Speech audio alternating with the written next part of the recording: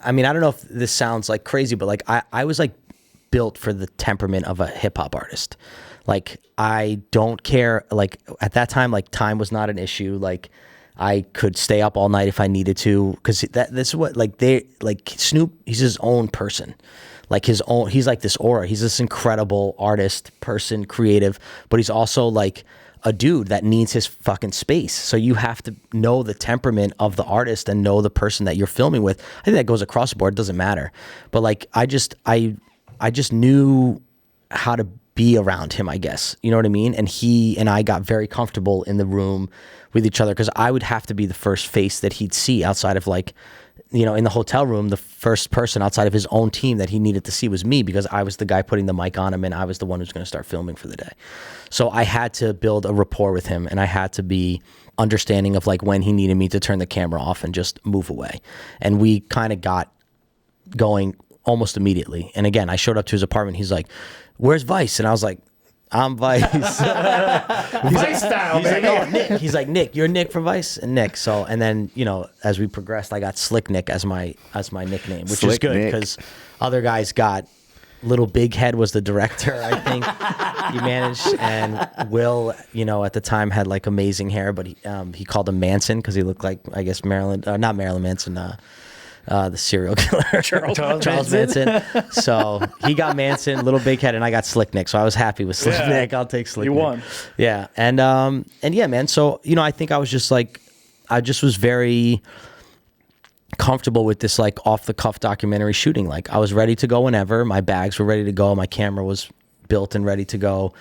And you know, the whole like opening scene of the movie is like basically him from the point I picked him up at his apartment to the drive to the check-in at the airport to going in through the door of the airplane. Like all that whole opening scene was just like literally me like refusing to stop rolling the camera. Like the camera was rolling as I let it go through the security, like through the you know, the detection, like everything. I just wanted to capture everything, and they knew that they needed that because we didn't know, I think, a lot of like what was going to happen with the whole documentary in general, and then also just because Snoop's like an unpredictable dude, man. You just got to be on top of him so that you can capture it. Is something like that weird too? Like, so the 50 Cent one, like you guys were producing it. You were the ones making the calls to say like, hey, we're going to bring you here in between your shows. But yeah, that was Snoop's idea. So he kind of came up with the itinerary. Is it Snoop and Vice and Andy? Yeah, Andy, the director, had a lot of ideas, a lot of crazy ideas. Like there was constantly moments where Snoop would look back at Andy and be like, this white boy is nuts. Like, I'm not doing that. I'm not getting on this motorcycle. At one point, I think he wanted him to get on the back of a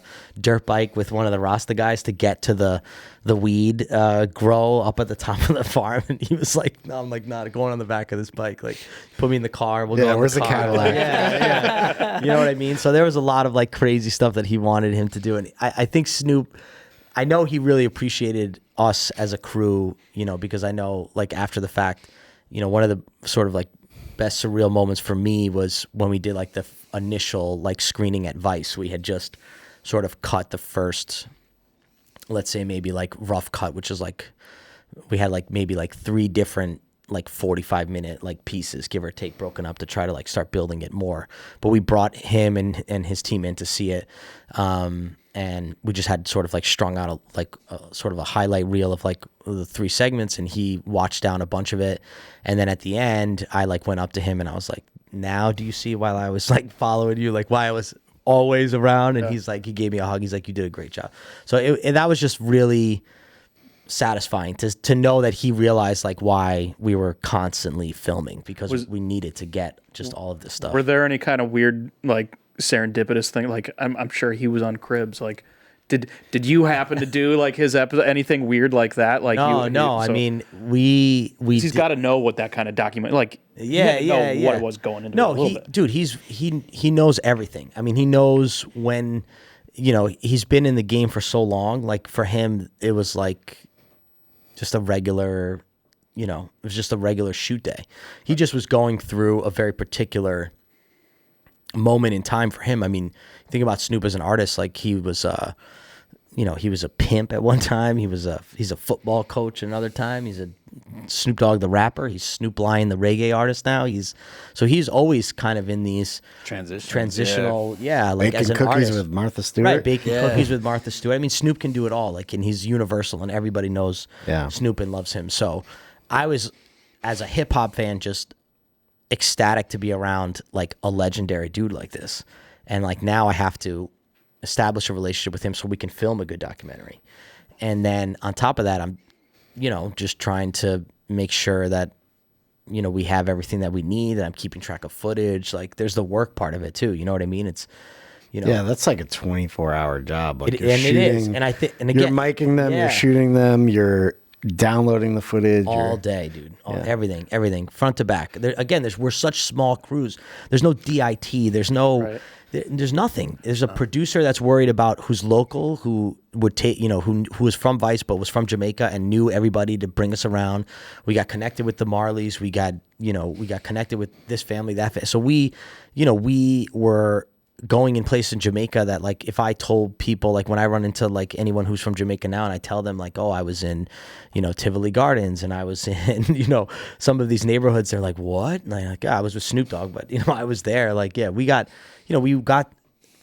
really well, what inside. happens in Tivoli Gardens from someone who doesn't know that neighborhood in Jamaica? It's just one of the neighborhoods that you probably shouldn't, as a tourist, like, bother to visit. And did you guys plan You're that? not welcome there. Yeah. Most of the things were somewhat, planned. There was a lot of days where it was like, well, like, we got invited to Bunny Wailer's house, but like at the last moment of the day, and so there we were driving in the middle of the night to go to Bunny Wailer's house to show up, and this dude's like smoking out of a carrot, like a carved out carrot, and a straw, like with a pen, like you could take the blue pens apart. Mm-hmm. It was like an old Bic pen. He just like stuck it in the middle of a carrot that's like carved out, and that was his pipe, and he was just smoking this carrot when we walked in. Why not? And I'm just like, this is shitty awesome. rig. Yeah, it's totally shitty rig. Yeah. And so we there were moments like that. There was moments that were like planned. There was obviously like the process of capturing an entire album being created. Like, Diplo was the producer at the time, so he was there the whole time. We had a few writers that were with us the whole trip. You know what I mean?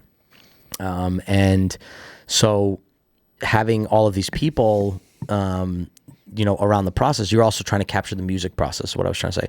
So recording the album is also another part of the film. So it's like on top of the cultural, social stuff that we're doing with him, taking him to these neighborhoods, taking him to the Rasta farm, taking him to the boys' school, taking him to see the Bob Marley stuff, taking him to do all these things. On top of that, we were also recording an album, like literally recording an album. So he was going into the booth and we had to capture that. And that would happen at any time of the day. That would be like, we'd be out all day in the mountains, like filming, and then come back and hang out at the hotel hotel in the studio. We had hotels that were also studios. Like, we stayed in a couple places that were attached to the music studios. And so it'd be like, you go back, you'd get like 30 minutes of rest, an hour of rest, and they'd be like, oh, Snoop wants to go in. So it's like, whoop, we run downstairs, we start filming Snoop recording the music, and then, blunt break, smoke break, time to take a break. The break from 1 hour turns into 6 hours. Now I'm sleeping on the couch outside the studio. Now we're waking up again at 3 a.m. because Snoop's ready to record again. So is it just because he got like inspiration at that time, kind of thing? It's whatever. It's whatever. I mean, making an album is not, that's a creative work of art. So these guys are, he could drop a couple of, verses and then leave, and then they're mixing for the next few hours, and then they're trying to find the next beat that he's going to rap over or sing over or do the reggae over. So it's like, it's a constant, process that's happening, and you are the one of two camera guys, so you have to like figure out between the two of you the shifts of like who's going to stay up now, who's going to go to sleep. And then at the same time, you're also going to film like with the writers as they're writing songs. You're filming, you got to go out and film local stuff and B-roll stuff. Like zero break, like that's just zero breaks. No, it was 3.5 weeks of non-stop filming.